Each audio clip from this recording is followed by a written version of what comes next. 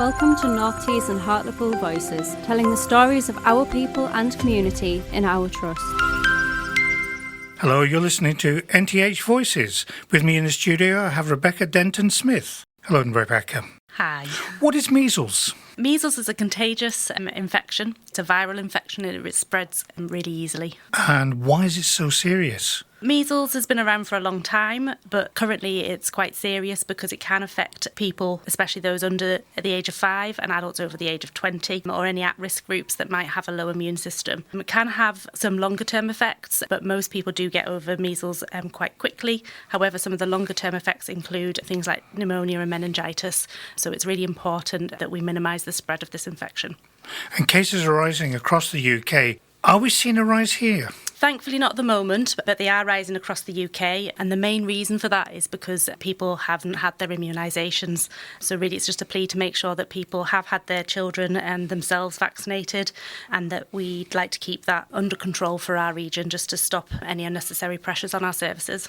And what are the symptoms? Symptoms include high temperatures, runny, blocked nose, sneezing, coughing, red, sore, watery eyes, and then it generally turns into a rash. So that can generally start with spots in the mouth and then a rash on the face, which generally spreads across the rest of the body.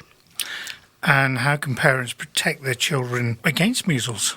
So obviously vaccination is the first point of call, so you can reduce your child's chance of getting measles. But if your child does have measles, for start, you should go to your GP surgery. It usually does start to improve and symptoms start to improve within about a week. And during that contagious period, you should try and obviously avoid contact with others. It does help to have plenty of rest, drink plenty of water, take pain relief, and try not to sort of pick or irritate the rash at all. Is there any simple steps people can take? Yes, there are. So people can make sure that they're washing their hands with soap and water, which we should be doing anyway. Utilising sort of tissues, sort of what we call respiratory etiquette, so coughing and sneezing away from others, and making sure that you're throwing your tissues away so they catch it and bin it. Now, one of the problems with the increase in measles was the vaccine.